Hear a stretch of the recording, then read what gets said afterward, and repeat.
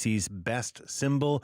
We are live right now, of course, on CBC Radio 1, on CBC News British Columbia, streaming live on YouTube and on TikTok as well, and on CBC Gem. Good morning to all of you on all of those platforms. My name is Stephen Quinn. It's a pleasure to welcome Justin McElroy to this little shindig. He is the man behind this contest. Justin McElroy, good morning to you. Good morning, Stephen. Where are you right now? Well, we are at a place that is important for whatever the best symbol in British Columbia is. If I say it, it might spoil it a little bit, but you can see that it's close to the coast, which could mean it's either of the two finalists. Now, just remind us of how we got here, if you can, please, Justin. Certainly. Well, we had more than 300 submissions from across the province months ago when we asked people what they thought the best symbol in British Columbia was. We then reduced that down to a short list of 64, where we had a series of one-on-one matchups between them in 4 quadrants: animal, nature, coastal, provincial. We went from 64 to 32 to 16 to 8 to 4 to 2, with one final matchup, Orca versus Totem, with the winner becoming BC's best symbol, officially, objectively, scientifically. And would you like to reveal? And would you like to now reveal who the winner is? Stephen, the winner is the one, the only Orca!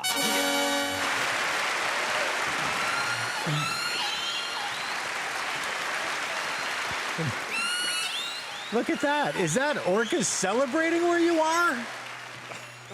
Is that what I'm hearing? Justin, how are you marking the victory today? I mean, obviously, we've just widened it out, and I see that you've got an Orca behind you. So we are in Sydney on Vancouver Island, where orcas pass by here frequently around the head of the Sanix Peninsula. We've been talking to people about how magnificent the orca is, why it deserved to win. We'll be doing a live special on BC Today with Gregor Craigie. We'll be talking to folks, and we'll be seeing a little whale watching excursion we did yesterday, all to celebrate the one, the only, the orca, the best symbol in British Columbia. So you'll be doing that with Michelle Elliott on BC Today. Oh, Dan Burr, rather, on BC Today this afternoon. Yeah, and Gregor Craigie in Victoria will be coming up, and it'll be a wonderful celebration. Fantastic. And you, Justin, what do you think of the choice, if I may ask? You know, I think it's a good choice. It's a noble choice. It was the #1 seed in the bracket. It dominated all along, defeating the provincial bird and the Stellar's jay, the provincial mammal and the spirit bear, the provincial tree in the western red cedar. It is strong. It is surrounded by beauty. It is social. It has strong familiar family bonds, but it's also sensitive towards the environment. It really sums up a lot of different themes in this province, and it's a wonderful choice of our best symbol. And it's made, it's pulled a lot of heartstrings as well. A lot of stories in British Columbia about orcas. You know, you think of Springer, you think of,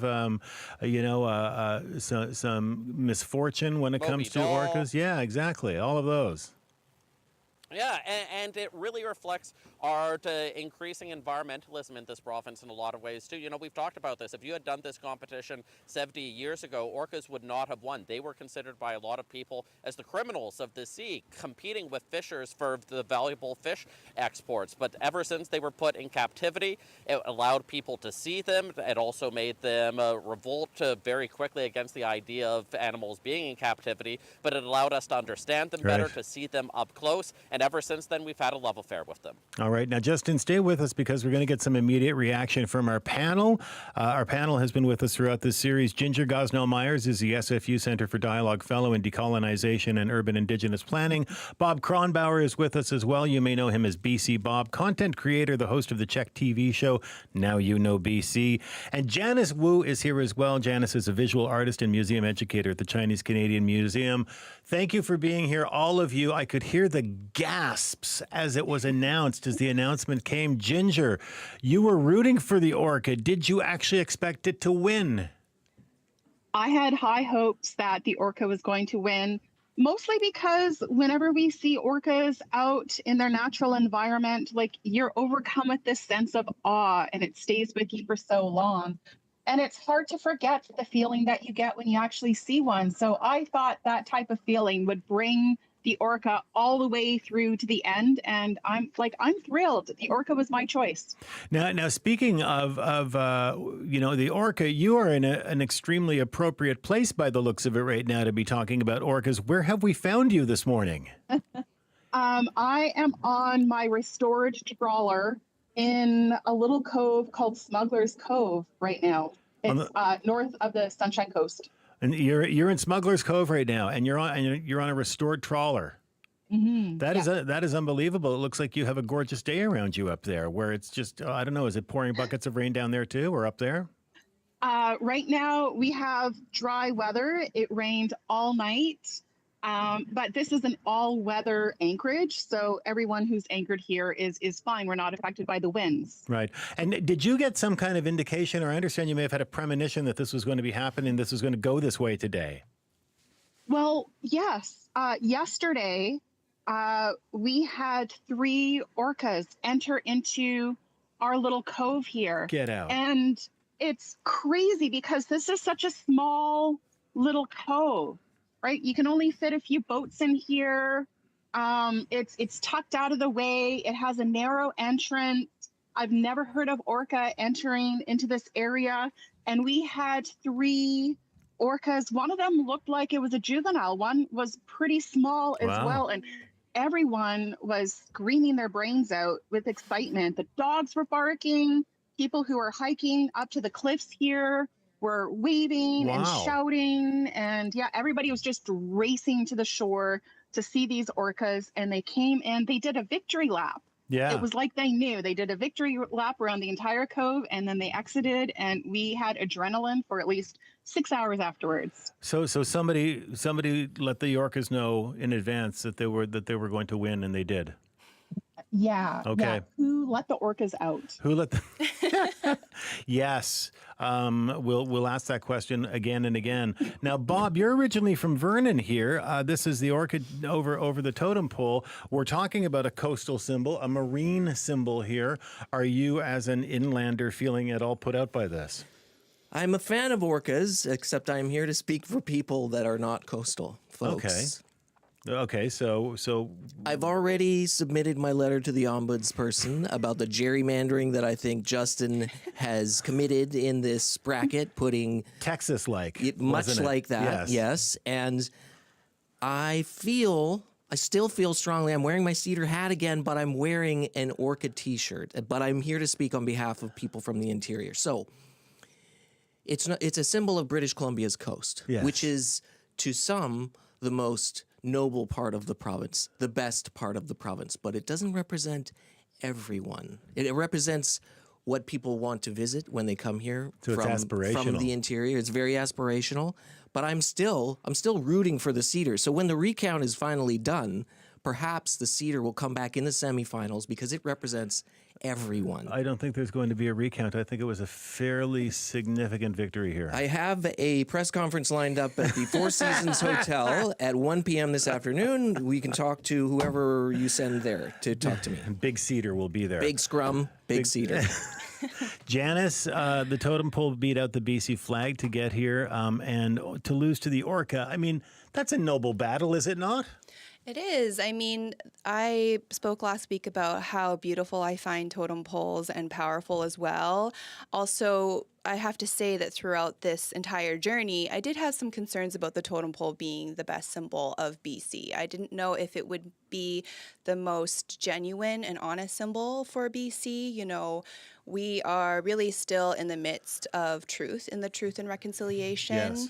And I just wouldn't want something that, as Ginger spoke so eloquently about last week, a living being being simplified and tokenized. At the same time, my same concerns about the totem pole being flattened as a symbol, I really hope that for the Orca being the best symbol of BC, that it actually creates conversation and awareness, and it also motivates us to action. You know, if we love something, we should protect it. Right.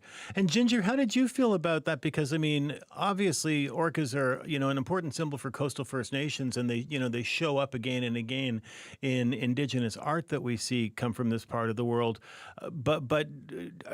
I guess, do you have any misgivings about the totem pole making it as far as it did, or are you relieved that, the totem pole isn't there? I mean, I am a totem pole. I'm from a totem pole culture. Exactly. So I would have loved to have seen the totem pole make it to the end as well. But I mean, I'm thrilled that it's the Orca. Janice mentioned that there's a hope that this sparks conversation. And we're living in a really important time where our choices will impact the health and longevity of these orca families out in the waters here.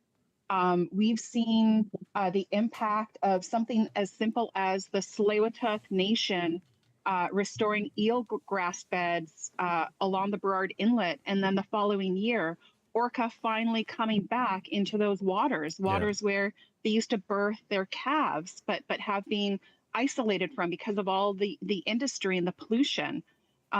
We also seen the fish farms in the Discovery Islands close down, and now we're seeing more whales returning, more salmon returning. These are really important insights for us to have because their environment is at risk right now. Right. And that's something that I hope that we talk about more. And well, exactly. And Bob, last week you talked about, and you just touched on it earlier, but BC's relationship with the orca has really changed over time. I mean, this has gone from being something that was, once hunted as a predator to something that, is revered and protected along the coast. Definitely revered. Absolutely. I don't know how well we protect it, but I was thinking when I was in Tofino, they do a whale festival, and it's to welcome the gray whales back. But they also celebrate all whales at the donut shop. You can get a donut that is shaped like an orca, and it's delicious. And it's not. When I was a kid, we came to Vancouver from the interior to go to the Vancouver Aquarium and look at the orcas that were there. Yep. And now we have plushies, we have education, we have donuts, right? And now, if you're very lucky, if you get on the right BC ferry, you can actually, see them as well. That as well, yeah. So do we redraw the BC flag, all three of you, then, to include an orca? It could just be that graphic that you guys have done. It could just be that graphic? Well, maybe with a cedar tree in the background. A cedar tree, and maybe like Justin McElroy's face sort of, hovering over the whole thing in a sort of, mysterious way. Ginger, thank you so much for your participation in all of this. It's been so great to see you, and enjoy your day out there. Yes, thank you. Appreciate it. Janice, thank you so much for taking part in all of this. We really appreciate it. And Janice, of course, a visual artist and museum educator at the Chinese Canadian Museum. And Bob Kronbauer, thank you. Thank you. We learned so much from this. This whole exercise, we learned so much from this. You guys did an amazing job. I learned a lot from all of you, in fact. So thank you so much, all of you, Janice and of course, Bob, and Justin McElroy, too, and Ginger, of course. So thank you all for being part of this. That is it. The Orca is the winner after 5 weeks of voting. Almost 500,000 votes altogether is what we tallied in the end. Almost 500,000 votes here. And Justin, how are you feeling? It's been so cool to see people celebrate this, to talk about how much they care about specific BC symbols, how unique this part of the world is. And like I said, symbols represent what we want to see in ourselves. Something that is so beautiful, so graceful, so bold, so social, so full of family connections, so in touch with the environment. It's a strong choice for BC's best symbol, and it's an incredible victory for it, and we'll do an incredible celebration throughout the day about this amazing animal. And do we alter the British Columbia flag officially to include an orca in there? That's above my pay grade. But, we already have the setting sun against the sea in there. You could probably fit an orca somewhere in there, too. Totally. You could more than one. You could just have orcas all over the place. You got to get a pod because they swim in packs. Justin, thank you for putting all of this together. And I know you're going to be on BC Today at 12 noon. So we're going to hear much more of you along with Gregor Craigie from CBC Victoria and Dan Bird, of course, who's in for Michelle Elliott. So thank you so much. Always so much fun. Thanks so much, Stephen. All right. Justin McElroy, CBC's bracket master, not to mention our municipal affairs reporter. Stay with us. As I just mentioned, 12 noon today on BC Today, we're going to hear more from Justin and from Victoria's Gregor Craigie. They'll be live on location with guest host Dan Burrett to talk about the triumph of the Orca. The Orca now, after weeks and weeks and nearly 500,000 votes, the Orca officially chosen as BC's official symbol by you, our listening audience. And now Zamir's back with your traffic and weather. Well, we still have this crash in Abbotsford on Highway 1 westbound near Whatcom. Traffic down to 1 lane westbound. We have a new stalled semi on Highway 1 in Surrey, blocking the right lane west of 176th Street. We also have heavy volume on Highway 17 westbound under the Portman Bridge. This was caused by an earlier